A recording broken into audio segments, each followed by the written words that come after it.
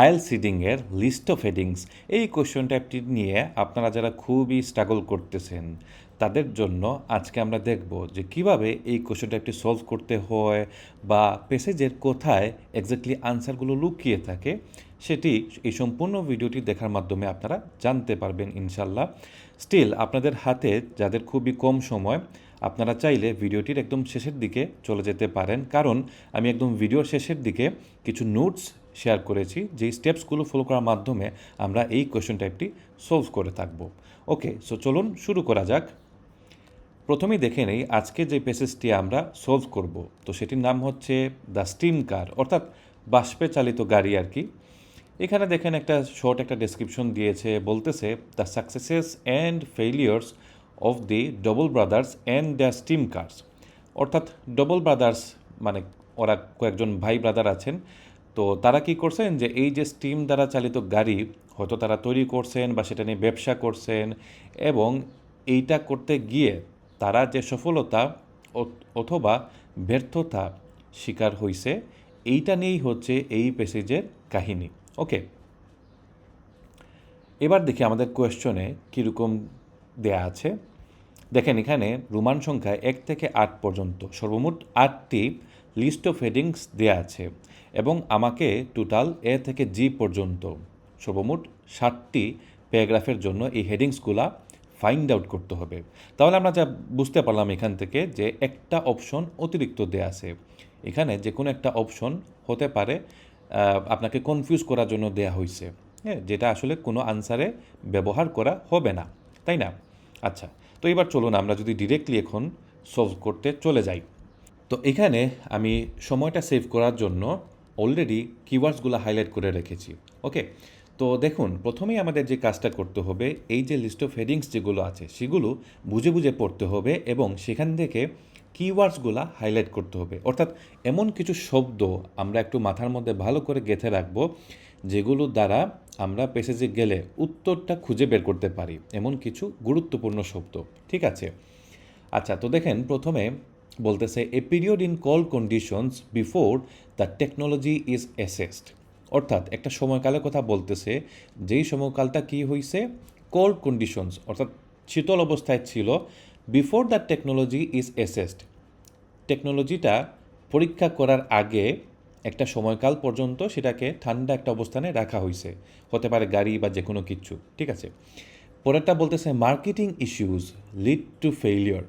অর্থাৎ মার্কেটিংয়ের প্রবলেমের কারণে ওরা ব্যর্থ হয়েছে। হ্যাঁ, এমন কোনো কিছু কোনো প্যারাগ্রাফের মধ্যে বলতেছে কিনা সেটা খেয়াল রাখতে হবে। 3 নম্বরে বলতেছে good and bad aspects of steam technology are passed on. অর্থাৎ ভালো এবং খারাপ দিক কি হয়েছে, যে স্টিম টেকনোলজির যে ভালো এবং খারাপ দিক যেগুলো ছিল সেগুলা পাস্ট অন করা হয়েছে। অর্থাৎ এর পরবর্তী যে নতুন টেকনোলজি বা নতুন যে আপনার গাড়ি তৈরি করা হয়েছে সেগুলোতেও সেই একই ভালো এবং খারাপ দিকগুলা কন্টিনিউ করছে। ঠিক আছে, আচ্ছা, 4 নাম্বার বলতেছে এ possible solution to the issues of today. একটা সম্ভাব্য একটা সমাধান হতে পারে আজকালকার দিনকার যে ইস্যুস যে প্রবলেমগুলো ফেস করা হচ্ছে সেটার সম্ভাব্য কিছু সমাধান হতে পারে। এরকম কোনো কিছু নিয়ে আলোচনা করতেছে কিনা কোনো প্যারাগ্রাফে সেটা খেয়াল করতে হবে। এরপর একটা বলতেছে further improvements lead to commercial orders. তো আরও অনেক বেশি হতো ওরা গাড়িটাকে ইমপ্রুভ করছে, যার কারণে কী হয়েছে, অনেক কাস্টমাররা অর্ডার করছে, অনেক বেশি ওরা অর্ডার পাইছে। 4 নাম্বারে বলতেছে positive publicity at last for this quite clean fast vehicle. তো অবশেষে ওরা খুবই ভালো কিছু প্রচারণা পাইছে এই কোয়াইট ক্লিন এবং ফাস্ট ভেহিকেলটার জন্য, গাড়িটার জন্য। এরপর একটা বলতেছে a disappointing outcome for customers. খুবই হতাশাজনক রেজাল্ট পাইছে আর কি, কাস্টমার যারা আছে তারা খুবই হতাশিত হয়েছে কিছু একটা কারণে হয়তো। এরপরে বলতেছে a better option then the steam car arises. তাহলে স্টিম কারের পরিবর্তে আরও ভালো কিছু একটা গাড়ি হয়তো চলে আসছে বাজারে, সেটাকেই বলা হচ্ছে বেটার অপশন। হ্যাঁ, এমন কোনো তথ্য কোন প্যারাগ্রাফে আছে সেটা আমরা দেখব। ওকে, এইবার চলেন আমরা যদি প্যাসেজে আসি। আমাদেরকে প্যাসেজে এসে যে কাজটা করতে হবে সেটি হচ্ছে সবার আগে কোন প্যারাগ্রাফটি কম্পারেটিভলি ছোটো, অর্থাৎ যেই প্যারাগ্রাফটি আপনার কাছে সবার ছোটো মনে হবে সেই প্যারাগ্রাফটি দিয়ে আপনি আগে আনসারগুলো ফাইন্ড আউট করা শুরু করবেন। কারণ আপনি যদি শুরুতেই বড় প্যারাগ্রাফ পড়তে শুরু করেন তখন দেখবেন আপনার আপনার টাইমটা বেশি কনজিউম হচ্ছে এবং আপনার কিন্তু রিডিংয়ে বিশেষ করে টাইম ম্যানেজমেন্টটা খুবই ইফেক্টিভলি করতে হবে, তাই না? সো এইটা হচ্ছে একটা স্ট্র্যাটেজি যে আমরা ধরেন এই যে নাম্বার প্যারাগ্রাফটা খুবই ছোটো, সো এইটা দিয়ে আমরা পড়া শুরু করব এবং মূলত এই লিস্ট অফ হেডিংসের আনসারগুলো প্রথম 2 লাইন অথবা শেষের 2 লাইনের মধ্যে পাওয়া যায়, খুবই সচরাচর পাওয়া যায়। আর যদি দেখেন এরকম ছোটো একটা প্যারাগ্রাফ আপনি পড়তেছেন, সেই ক্ষেত্রে আপনি ফুল প্যারাগ্রাফটাই পড়বেন, বুঝে বুঝে পড়বেন। অথবা আপনি যদি কোনো বড় প্যারাগ্রাফও পড়ে থাকেন কিন্তু আপনি হয়তো পাচ্ছেন না, প্রথম 2 লাইন বা শেষের 2 লাইন পরে আপনি হয়তো বুঝতে পারতেছেন না, তখন পুরো প্যারাগ্রাফটা পড়ে বোঝার চেষ্টা করবেন যে এই প্যারাগ্রাফের মেইন সামারিটা আসলে কী, সারমর্মটা কী, সেটা বোঝার চেষ্টা করবেন। ওকে, এইভাবে আমরা লজিক্যালি আনসারগুলো একটু ফাইন্ড আউট করার চেষ্টা করব। আচ্ছা, সো প্রথমটা দেখেন, বলতেছে later that year, Ebner Double delivered unhappy news to those eagerly awaiting the delivery of their modern new cars. তো কাহিনি কী হয়েছে রে ভাই, যে এবনার ডবল উনি পরবর্তী একটা বছরে কী করছেন, দুঃসংবাদ দিছেন, আনহ্যাপি নিউজ দিছেন। কাদেরকে? যারা ওয়েট করতেছিল, অপেক্ষা করতেছিল ওনার কাছ থেকে মডার্ন নিউ কার্স, নতুন গাড়ি পাওয়ার জন্য যারা অপেক্ষা করতেছিল, ওই সকল কাস্টমারদেরকে তিনি দুঃসংবাদ দিছেন। আচ্ছা, তো কী সেটা? যে those buyers who receive the handful of completed cars complain that the vehicles were sluggish and erratic. তো যারা আসলে ওই গাড়িগুলা পেয়েছিল তারা কমপ্লেন করছে যে এই ভেহিকলসগুলা, গাড়িগুলো কী হয়েছে, স্লাগিশ, খুবই স্লো ছিল, মানে ধীরে স্থিরে হয়তো কাজ করতো, অ্যান্ড ইরেটিক মানে খুবই প্রবলেম ছিল এটায়। Sometimes going in reverse when they should go forward. অনেক সময় দেখা যেত যে সামনে যাওয়ার পরিবর্তে পিছনের দিকে গাড়ি যাওয়া শুরু করছে। The new engine design though innovative was still plagued with serious glitches. তো নতুন ইঞ্জিন ডিজাইনটা যদিও খুবই ইনোভেটিভ ছিল, কিন্তু তারপরেও কী হয়েছে, প্লেগড উইথ সিরিয়াস গ্লিচেস, মানে মারাত্মক জটিল সমস্যায়, মানে এটা ভোগান্তিতে ছিল আর কি। হ্যাঁ, মানে কাস্টমাররা অনেক প্রবলেম ফেস করছে নতুন যে ডিজাইনের গাড়ি যেগুলো ওদের কাছে ডেলিভার করা হয়েছে। ঠিক আছে, তো দেখেন এখান থেকে আমরা যদি প্রথম লাইনটাই খেয়াল করি, এখানে দুঃসংবাদ দেওয়া হয়েছে মূলত কাস্টমারদেরকে, এবং আমরা দেখলাম যে কাস্টমার আসলে হ্যাপি না, ওরা কমপ্লেন করতেছিল, তাই না? কারণ গাড়িটার মধ্যে অনেক সিরিয়াস ধরনের গ্লিচেস ছিল এই সকল কারণে। তো দেখেন, তো এখন আমাদের এখানে হেডিং কোনটার সাথে এখানে ম্যাচ করতে পারে, দেখেন এই যে 7 নাম্বারটা দেখেন, যে এ ডিসঅ্যাপয়েন্টিং আউটকাম ফর কাস্টমার্স। তো এখানে এই যে ডিসঅ্যাপয়েন্টিং বলতেছে না, ডিসঅ্যাপয়েন্টিংটা হচ্ছে কি, যে আনহ্যাপি নিউজের প্যারাফ্রেজ ভার্সনটাই হচ্ছে কি ডিসঅ্যাপয়েন্টিং। ঠিক আছে, ডিসঅ্যাপয়েন্টিং আউটকামস। তো ফলাফলটা ওই যে ধরেন ওরা তো অপেক্ষা করতেছিল, কারণ কি, যে ওদের ডেলিভারি পাইতে একটু সময় লাগতেছিল, বাট পরে যখন ওরা ডেলিভারিটা পাওয়ার পরে দেখলো যে এটার মধ্যে অনেক প্রবলেম ছিল, এটা নিয়ে ওরা আসলে স্যাটিসফাইড ছিল না, অনেক ওরা পরে কমপ্লেন করছে। হ্যাঁ, অনেক ধরনের আপনার ঝামেলা ছিল গাড়িগুলোর মধ্যে, তাই না? তো কাস্টমাররা মূলত ডিসঅ্যাপয়েন্টিং ছিল, খুবই হতাশ ছিল এইটা নিয়ে, গাড়িটা নিয়ে। তাহলে আমরা পেলাম যে এটার আনসার হচ্ছে কি নাম্বার, তাই না? ওকে, সো দেখেন এই যে যেহেতু এটা একটা ছোটো একটা প্যারাগ্রাফ ছিল, আমরা খুবই তাড়াতাড়ি আনসারটা ফাইন্ড আউট করতে পারছি, এবং সাথে সাথে একটা অপশন কিন্তু আমার অলরেডি শেষ, একটা অপশন শেষ। এখন বাদবাকি অপশন থেকে অন্য সব কোয়েশ্চনের আনসারগুলো হবে, তাই না? তো দেখেন এখন এরপরে কোনটা ছোটো মনে হয়, দেখি তো, ধরেন এবিসি, বিটা মনে হয় ছোটো। ওকে, তো বি নাম্বার প্যারাগ্রাফটা পড়ে দেখি এখন, হ্যাঁ, যেহেতু এটা একটু শর্ট মনে হচ্ছে আমার কাছে। তো বলতেছে, but the glory days of steam cars were few.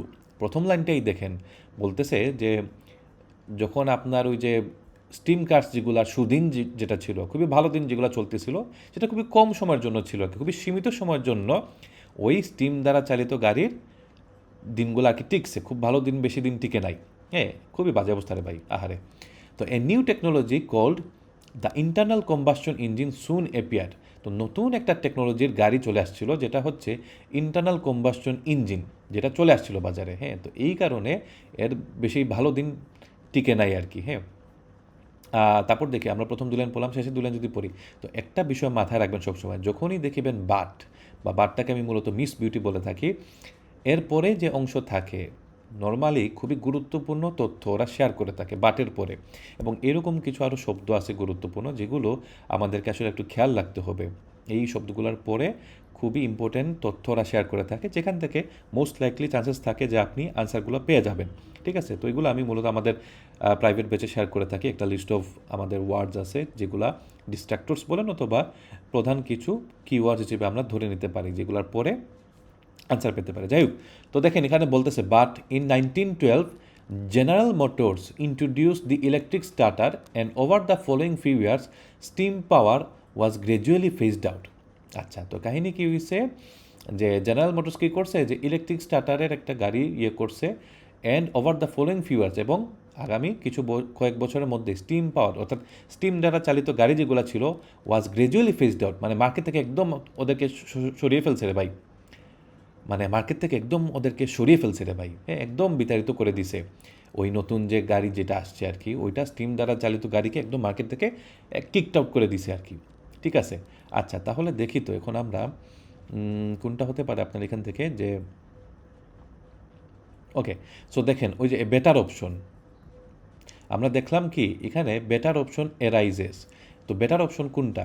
Steam কারের পরিবর্তে যে বেটার অপশন সেটা হচ্ছে ইন্টারনাল কম্বাসশন ইঞ্জিন, ওইটা হচ্ছে বেটার অপশন। ওইটা কি হয়েছে এপিয়ার্ড, মানে এরাইজ করছে মার্কেটে। এই গাড়িটা যখন আসছে, এই ইঞ্জিন চালিত গাড়ি যেটা আসছে, সেটা আসার কারণে আমরা দেখলাম কি স্টিম দ্বারা চালিত গাড়ি খুবই ঝামেলার মধ্যে পড়ছে এবং ওদেরকে মার্কেট থেকে লিটারেলি কিকড আউট করে বের করে দেওয়া হয়েছে আর কি, এমন অবস্থা। হ্যাঁ, তো তাদের খুবই বাজে দিন কাটা শুরু হয়েছে তখন। তো শুরুতে হয়তো ঠিক আছে, ওদের বলে দিছে যে ইনিশিয়ালি ওরা অনেক ভালো দিন পাস করতেছিল, বাট সেই ভালো দিন খুব বেশি দিন টিকে নাই রে ভাই। হ্যাঁ, এই আর কি অবস্থা। তো দেখেন এখান থেকে আমাদের আনসারটা হলো হচ্ছে a better option then the steam car arises. So এখন দেখেন আমরা প্রথম দুই লাইন এবং শেষের দুই লাইনের মধ্যে যে তথ্য পেয়েছিলাম ওইখান থেকেই আমাদের কিওয়ার্ডসগুলো ম্যাচ করতে পেরেছি বা আনসারটা পেয়ে গেছি, তাই না? তাহলে এটার আনসার হচ্ছে বি। ওকে, এটাও গেল। আচ্ছা, তাহলে এখন দেখি আর কোনটা। বি, আচ্ছা ধরেন এখন এ নাম্বারটাই পড়ে ফেলি। হ্যাঁ, এ নাম্বারটা পড়ে দেখে ফেলি কি বলতেছে। যে when primitive automobiles first began to appear in the 1800s, their engines were based on steam power. Steam had already enjoyed a long and successful career in the railways, so it was only natural that the technology evolved into a miniaturized version which was separate from the trains. তো কাহিনী কী হয়েছে যে আপনার আগে তো train যেগুলো ছিল সেগুলোতে স্টিম দ্বারা ইঞ্জিন চলতো আর কি, বা স্টিম ইঞ্জিন ছিল আর কি, এবং ওইটা থেকে ইন্সপায়ারেশন নিয়ে গাড়িতে পরিণত করা হয়েছে যে মিনিয়েচারাইজড ভার্সন, যেটা দ্বারা গাড়ি বোঝানো হচ্ছে আর কি। হ্যাঁ, ওইটা থেকে আপনাকে গাড়িতে পরিণত করা হয়েছে। বাট তো এই যে দেখেন মিস বিউটি, তো মিস বিউটি কী করতেছেন যে this early cars inherited steam's weaknesses along with its strengths. তো কাহিনী কী হয়েছে যে প্রাথমিক যে গাড়ি যেগুলো আপনার তৈরি করা হয়েছিল সেগুলোর মধ্যে ওই যে স্টিমের যে আপনার দুর্বল পয়েন্ট যেগুলো আছে এবং ভালো দিক যেগুলো আছে সবগুলো ওরা কী করছে ইনহারিট করছে, মানে বংশগতভাবে ওই জিনিসটা পাইছে আর কি। আমরা বলি না যে কথার কথায় যে অমুক পরিবারের বংশগতভাবে এই খাইস্লতটা পাইছে আর কি, এই কাহিনী ঘটছে আপনার স্টিম দ্বারা চালিত গাড়ির মধ্যে। আহারে, তো দেখেন তো এখানে আনসারটা আমরা এখানে আনসারটা পাচ্ছি ওই যে দেখেন এখানে গুড অ্যান্ড ব্যাড অ্যাসপেক্টসের কথা বলছিল যে, মানে গুড ভালো এবং খারাপ। তো এই যে দেখেন গুড দ্বারা বোঝাচ্ছে স্ট্রেংথস, ব্যাড দ্বারা বোঝাচ্ছে উইকনেস। হ্যাঁ, তো ভালো এবং খারাপ দিক কী হয়েছে of steam technology are passed on. তো পাস্ট অন দ্বারা বোঝাচ্ছে ওই যে ইনহারিটেড। তো স্টিম টেকনোলজির যে ভালো এবং খারাপ দিক যেগুলো ছিল ওইগুলা কী করছে, ওই প্রথম যে গাড়ি যেগুলো তৈরি করা হয়েছে ওইগুলাও কিন্তু সেম জিনিস পেয়ে গেছে। অর্থাৎ স্টিম দ্বারা তো কিন্তু বা স্টিম টেকনোলজিটা কোথায় ছিল, মূলত আপনার ট্রেনের মধ্যে ছিল না, রেলওয়েজ বা আপনার যে ট্রেনের মধ্যে ছিল, এবং ওইটা থেকে যখন ওরা মিনিয়েচারাইজড ভার্সন মানে ছোটো করে যখন গাড়িতে পরিণত করতে শুরু করলো তখন দেখা গেছে কি ওই গাড়িটা তৈরি করতে গিয়ে ভালো এবং খারাপ উভয় দিকই ওই গাড়িগুলোর মধ্যে চলে আসছে স্টিম টেকনোলজির। ঠিক আছে, সো আনসারটা হচ্ছে এইটার ক্ষেত্রে আনসারটা হচ্ছে এ নাম্বার। ওকে, এখানে একটা বিষয় খেয়াল করেন, আমরা কিন্তু প্রথম দুই লাইনের পরে 3 নাম্বার লাইনে গিয়ে আনসারটা পাইছি। ঠিক আছে, বা লাস্টের দুই লাইনে আমরা যাই নাই, 3 নাম্বার লাইনে পাইছি আনসারটা। তো অনেক সময় মনে রাখবেন যে অবশ্যই আমরা কী করব যে টাইমটা সেভ করার জন্য প্রথম দুই লাইন এবং শেষের দুই লাইন পরে আনসারটা ফাইন্ড আউট করার ট্রাই করব। স্টিল অনেক সময় মাঝখানের মধ্যে কিন্তু আনসার লুকিয়ে থাকতে পারে। সো এই কারণে আমি যেটা সাজেস্ট করে থাকি সেটি হচ্ছে একবারই আপনি ভালো করে ফুল প্যাসেজটা পড়বেন। ফুল প্যাসেজটা আপনি একবারই ভালো করে ধীরে ধীরে বুঝে বুঝে পড়ার চেষ্টা করবেন, রেদার দেন বারবার পড়ার পরিবর্তে, মানে একটা প্যাসেজ একটা প্যারাগ্রাফ আপনি বারবার পড়তেছেন, এরকম করতে গেলে আপনার সময়টা অনেক বেশি নষ্ট হবে।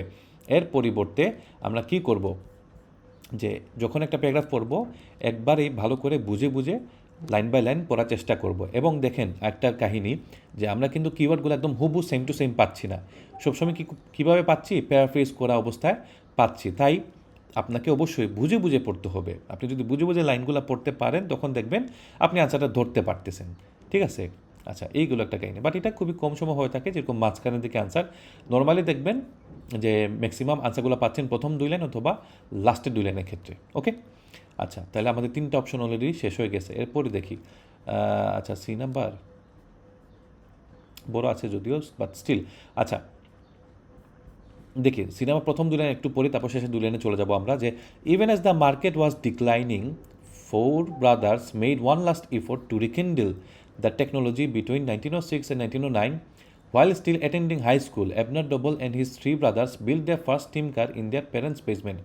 তো যদিও ওদের মার্কেটে আসলে ওদের অবস্থা খুবই বাজে ছিল, স্টিল ওরা কী করছে, যে তাদের পিতামাতার বাসার বেসমেন্টে ওরা ফার্স্ট স্টিম কারটা ওরা বিল্ড করা, তৈরি করতে শুরু করেছিল আর কি। হ্যাঁ, আচ্ছা, তো যাই হোক, লাস্টের দিকে এখান থেকে যদি আমরা একটু দেখি, দেখেন মানে লাস্টের 2 লাইন আর কি। হ্যাঁ, এগুলো যদি আমরা একটু দেখি, যে it's high pressure steam drove the engine pistons in virtual silence, in contrast to clattering gas engines which emitted the aroma of burned hydrocarbons. আচ্ছা, তো এটার কাহিনী কী হয়েছে, যে এটা আসলে খুব একটা বেশি শব্দ করতো না কম্পেয়ার টু যেগুলো আপনার গ্যাস দিয়ে যে গাড়িগুলো চলতো ওগুলোর মতো খুব একটা বেশি শব্দ করতো না। হ্যাঁ, গ্যাস ইঞ্জিন দ্বারা চালিত গাড়ির মতো খুব একটা শব্দ করতো না, মূলত একটু নীরবই থাকতো আর কি। হ্যাঁ, কম শব্দ করতো। Perhaps most impressively the model B was amazingly swift. তো এটা কী হচ্ছে, খুবই দ্রুত ছিল আর কি। হ্যাঁ, খুবই ফাস্ট ছিল যে মডেল বি যেটা ওরা তৈরি করছিল। It could accelerate from 0 to 60 miles per hour in just 15 seconds। মাত্র 15 সেকেন্ডেই সেটা 0 থেকে 60 মাইলস গতিতে চলতে পারতো। এ ফিট ডিসক্রাইবড, তো একটা কৃতিত্ব দেওয়া হয়েছে বা এটাকে খুবই ভালো করে পজিটিভলি হাইলাইট করা হয়েছে, যে as remarkable acceleration by automobile magazine in 1914। তো দেখেন কাহিনী, যে অটোমোবাইল ম্যাগাজিন যেটা আছে ওরা কী করছে, খুবই পজিটিভলি জিনিসটাকে তুলে ধরছে, যে রিমার্কেবল অ্যাক্সেলারেশন মানে এখানে ওই যে এত দ্রুত চলতে পারতেছে গাড়িটা, আবার নীরবতা পালন করে চলতে পারতেছে। হ্যাঁ, খুব একটা বেশি শব্দ দূষণ করতেছে না। তো এগুলাকে পজিটিভলি হাইলাইট করছে। হ্যাঁ, পজিটিভলি কে হাইলাইট করছে, ওই অটোমোবাইল ম্যাগাজিন এই কাহিনী করছে আর কি। আচ্ছা, এখন যদি আমরা ইয়েতে দেখি কোনটা হতে পারে আমাদের আনসার, তাহলে দেখেন অলরেডি 3টা চলে গেছে। ওকে, তো এই যে এইটা দেখেন পজিটিভ পাবলিসিটি, প্রচারণা। তো প্রচারণাটা কে করতেছে আমরা দেখলাম, ওই যে অটোমোবাইল ম্যাগাজিন কিন্তু প্রচারণা করছে এবং পজিটিভলি করছে, যে ফিট ডিসক্রাইবড। হ্যাঁ, পজিটিভলি করছে, যে রিমার্কেবল অ্যাক্সেলারেশন, নাম দিছে রিমার্কেবল অ্যাক্সেলারেশন। এবং দেখেন যে কোয়াইট ক্লিন ফাস্ট ভেহিকল, তো কোয়াইট আমরা দেখলাম কি, যে ওই ভেহিকলটা গাড়িটা কী ছিল, কোয়াইট, নীরব, ক্লিন, আচ্ছা ঠিক আছে, পরিচ্ছন্ন ছিল এবং ফাস্ট, খুবই দ্রুত। আমরা দেখলাম কি, যে সুইফট, হ্যাঁ সুইফট দা বুঝাইছে ফাস্ট, খুবই ফাস্ট গাড়িটা ছিল। তো এটাকে দেখেন ওরা পজিটিভলি হাইলাইট করছে। কারা হাইলাইট করছে, অটোমোবাইল ম্যাগাজিন। তো এগেইন আমরা লাস্টের দিকে বা লাস্টের 2 লাইনের দিকে আনসারটা পেয়ে গেছি এখান থেকে। ঠিক আছে, তাহলে এটা কত নাম্বার প্যারাগ্রাফ, এটা হচ্ছে সি নাম্বার প্যারাগ্রাফ, আনসারটা হচ্ছে সি। এই গেল। তাহলে দেখেন আর কয়েকটা মাত্র অপশন আছে। আচ্ছা, এরপরে যাই আমরা ডি নাম্বার। তো দেখেন ডি নাম্বার বলতেছে, the following year Abner Doble drove the model B from Massachusetts to Detroit in order to seek investment in his automobile design which he used to open the general engineering company. আচ্ছা, তো উনি কী করছেন, Massachusetts থেকে ডিট্রয়েটে গেছেন, আমেরিকার একটা স্টেটসে গেছেন, সেখানে মূলত গেছেন ইনভেস্টমেন্টের কারণে। আচ্ছা, তারপর হচ্ছে যে with this enhancements the Dobles' new car company promised a steam vehicle which would provide all of the convenience of a gasoline car but with much greater speed, much simpler driving controls and a virtually silent power plant. তো কাহিনী কী হয়েছে, যে enhancement, ওনারা গাড়িটাকে আরও অনেক improve করছেন, যখন ইনভেস্টমেন্ট পাইছেন, টাকা পয়সা পাইছেন, পাওয়ার পরে কী করছেন, আরও ইমপ্রুভ করছেন আর কি, হ্যাঁ উন্নত করছেন। এবং নতুন গাড়ি যেটা সেটা কি হয়েছে অনেক ভালো ছিল, যেটা খুবই আপনার গ্যাসোলিন দ্বারা চালিত গাড়ি যেগুলো ছিল ওইটা থেকেও ভালো সুবিধা দিত আর কি, but with much greater speed, much simpler driving controls. তো যেগুলো আপনার গ্যাসোলিন গাড়ি প্রোভাইড করতো ওইটার মতোই কিন্তু আরও ভালো। তো দেখেন যখনই বাট দেখবেন একটু গুরুত্ব সহকারে পড়বেন, যে বলতেছে উইথ মাচ গ্রেটার স্পিড, আরও ভালো speed, much simpler driving controls and a virtually silent power plant. আচ্ছা, by the following April, the General Engineering Company had received 1,000 deposits for the double D2S, which were scheduled for delivery in early 1918. আচ্ছা, তো শেষের দিকে আমরা দেখতে পারতেছি April মাসের দিকে ওনার কোম্পানিটা কি হয়েছে, এত ডিপোজিট পাইছে, এত টাকা পাইছে কি কারণে, অর্ডার পাইছে আর কি এগুলা, হ্যাঁ, 1,000 অর্ডার পাইছে, 5,390 ডিপোজিটসের অর্ডার পাইছে for Doble Detroits which was scheduled for delivery, যেগুলো ডেলিভারি দিতে হবে এত সালে, 1918 সালে এই গাড়িগুলা ডেলিভারি দিতে হবে, এত টাকার গাড়ি ডেলিভারি দিতে হবে বলতেছে, তাই না?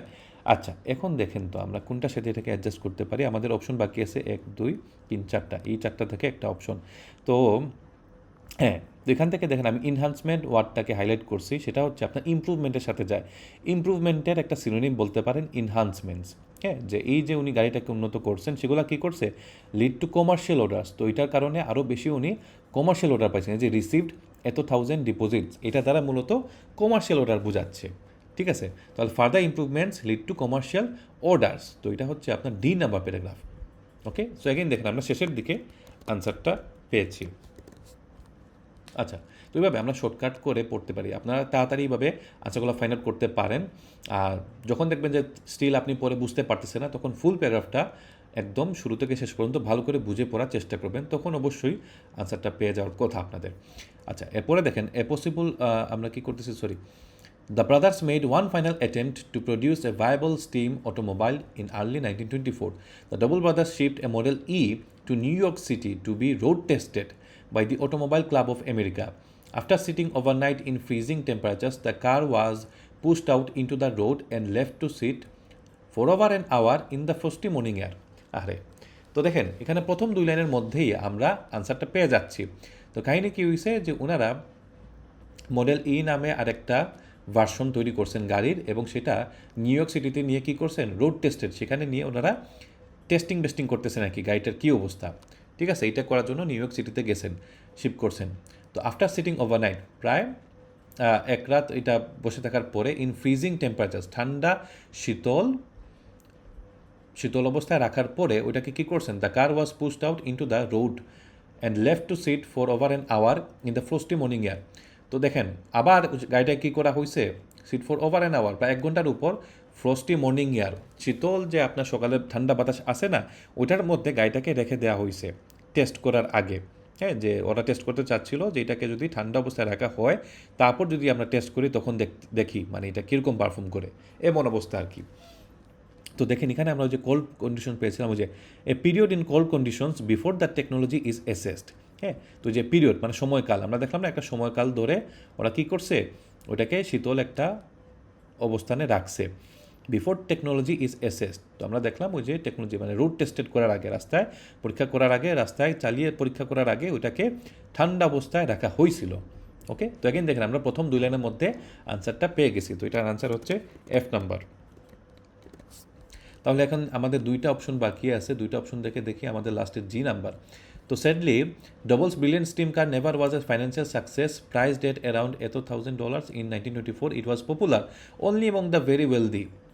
আচ্ছা, এবার যদি শেষের 2 লাইনে আসি, it is true that the technology poses some difficult problems, but you can not help but wonder how efficient a steam car might be with the benefit of modern materials and computers. Under the current pressure to improve automotive performance and reduce emissions, it is not unthinkable that the steam car may rise again.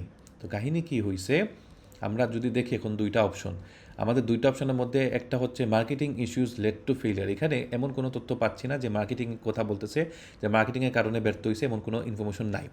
বরঞ্চ আমরা দেখতেছি এখানে বলতেছে যে ধরেন এ possible solution to the issues of today. তো দেখেন ওই যে আমরা যদি গাড়িটাকে এখন মানে বর্তমানে আরও অনেক ভালো করতে পারতাম, but wonder how efficient steam car might B with the benefit of modern materials and computers. মানে এখনকার যুগে যে আপনার মডার্ন যে তথ্য প্রযুক্তি যেগুলো আছে বা যন্ত্রপাতি যেগুলো আছে সেগুলো যদি ইমপ্লিমেন্ট করা হয় তাহলে স্টিম কারগুলো আরও কত এফিসিয়েন্ট হতে পারে, তাই না? আন্ডার দ্য কারেন্ট প্রেশারে, যে বর্তমানে কথা বলছে, বর্তমানে কথা বলতেছে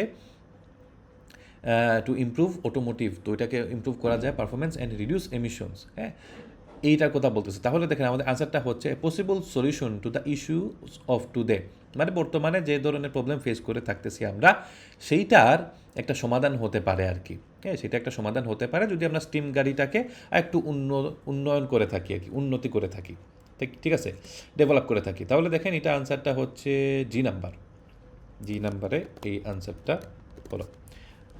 ওকে, তাহলে এইভাবে আমরা সলভ করতে পারি। এবং দেখেন আমাদের এই আনসারটা মানে 2 নাম্বারটা ছিল কি আনওয়ান্টেড, বা ধরেন এটা হচ্ছে হুদাই দিছে আপনাকে কনফিউজ করার জন্য আর কি, হ্যাঁ, হুদাই দিছে কনফিউজ করার জন্য অতিরিক্ত একটা অপশন।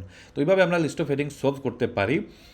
স্টিল আপনাদের যাদের মাথায় ভালো করে এখনও ঢুকে নাই তাদের জন্য আমি কী করছি যে শর্টকাট একটা সামারি রেডি করে রাখছি। সামারিটা হচ্ছে এইটা, বা আমি ভিডিও শুরুতে বলছিলাম যে শর্টকাট সামারি করে রাখবো, তো এটি হচ্ছে আমাদের সেই সামারি।